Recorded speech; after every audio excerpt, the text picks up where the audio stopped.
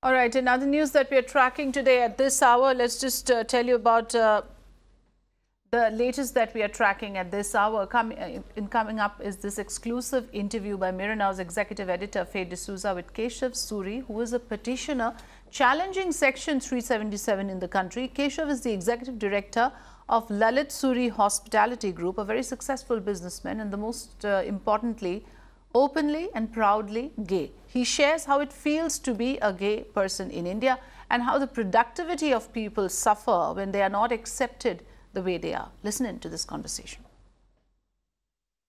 You're watching Mirror Now. Thank you for joining us. We're keeping a very close eye on the Supreme Court's impending decision on 377, Section 377, that fundamentally, makes homosexuality illegal in our country. We're hoping that the Supreme Court decides to throw it out. We, at this channel at least, believe that 377 belongs in the bin.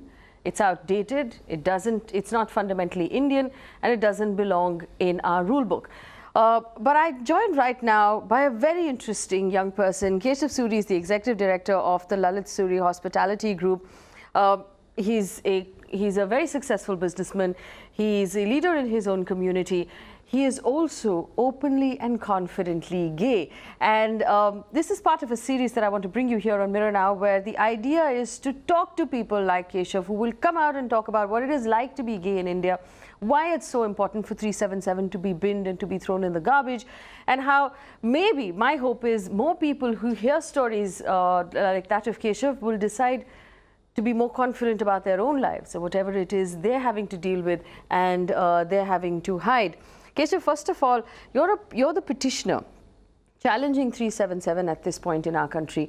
Now, a lot of gay people, a lot of homosexual people in our country have lived with it for so long and just put up with it. They've lumped it, they've said this is our lot.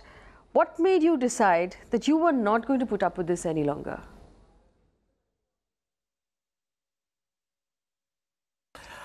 Namaskar, Faye. Thank you for having me. There were a series of events that actually made me decide that I'm not going to put up with it any longer, starting with the 2013 judgment of the Supreme Court when they reversed the High Court judgment of 2009. And then after that, the Orlando Pulse shooting, which happened in United States. And there were a series of tweets that were sent out by the Indian politicians sending thoughts and prayers. And then there were a whole bunch of people turning around saying, well, it's illegal in your country. The people that have been just shot right now are from the LGBTQ community. And then I was like, you know what, it's high time that I also did not want to be on the sidelines anymore. I got to say that, people before me like Navtej, Mr. Sunil Mehra, Ms. Ritu Dalmia, Aisha, they had already filed their petition, and my petition came right after the privacy judgment was being brought into question. And there, it was pretty much clearly said that the center or the state has no business in the bedroom of anybody, especially in a consenting adult relationship. And I think that was the right time for me to be able to actually voice. Right. Keshav, also talk about what it was like growing up gay in India, in school, in college, and then when you took over at the business. Did you feel the need to hide it, at least in the first few years? Oh, of course. So I grew up in an all-boys school in Delhi called St. Columbus. It was an all-boys Catholic school. And I had my first taste of drag as a very young boy, which is, dressed as a girl.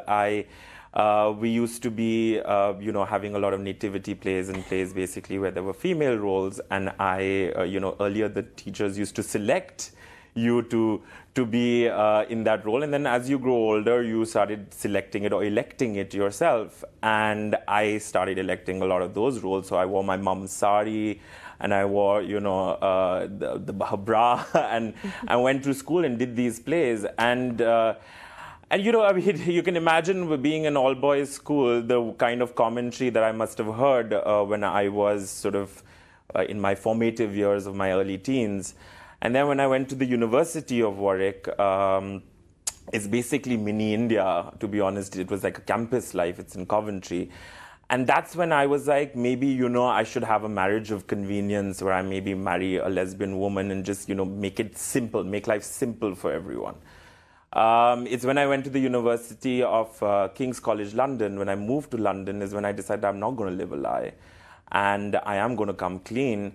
When I did come clean to my family, a year later, my father passed away. And, you know, even though I know that it was not really my fault, but for the next 2 years, I sort of blamed myself because of all the guilt that, you know, people like me, people from the community have.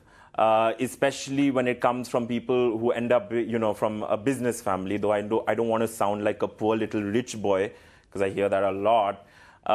You know, of course, it's much easier for me, and it has been as compared to everyone else. But yeah, I mean, you know, it was tough. But I was like, no, this is me. Accept me for who I am. And I think it's time for people to change their perception. I'm not going to change myself. And it took me 10 years, yes. And it took me 10 years with my family who who have been very supportive. I've got a rock star of a mother and sisters, who is my boss, by the way, my mother. and now I'm being able to have this conversation in front of you. So, Keshav, you also, you know, feel very strongly about making your workspace or your business a safe place for all types of people, from people of different sexual orientation. How did you manage to do that? Because it's one thing to believe, you know, that we're all equal and we all deserve the same rights, but it's very difficult to get everybody else in the workspace to also believe and action that. How did you manage to do that?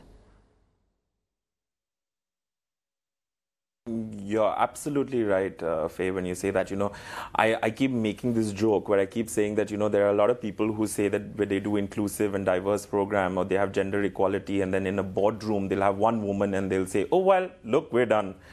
You know, and 30 men. But I really, like I said, I've only known powerful, strong women in my life, and my board has got more women than men. And already starting with that, we don't need to tom-tom about it. I brought this drag queen in August last year, which was Violet Chachki from RuPaul's Drag Race. And she basically opened this door for me where I had 1,900 people turn up. And post that, I went in front of this conversation in front of the Prime Minister and Niti Aayog, where I asked a question about what should the what should the private and public sector do to mainstream the LGBTQ community. And I spelled out what is lesbian, gay, bisexual, transgender. And then I realized I need to answer that question on my own. What have I done? And that's when I decided to change all the forms in my company and have, you know, recognize the third sex. That's when I decided to hire people from the transgender community. I can proudly say that I have more than 10, you know, transgender employees, both from male to female and female to male that have transitioned. I have now worked with more than 100 gender non-binary drag queens. I've basically given a safe space for LGBTQ community every Thursday night in Mumbai, Delhi, Chandigarh, Calcutta, Bangalore, and I'm going to continue doing so. You know, the point is that my entire team has taken an equality pledge, and I started this campaign called Pure Love, and it was not just about LGBTQ. It also talked about other marginalized communities that are suffering in our country, and I can proudly say that I have a differently abled DJ Amish, that is working for me, and who's the first differently abled DJ in India. And then I've also worked with you know, an acid burn survivor, acid attack survivor, Sonia, who have helped rehabilitate. We also did a whole Pure Love fashion walk with them, even in Bombay. So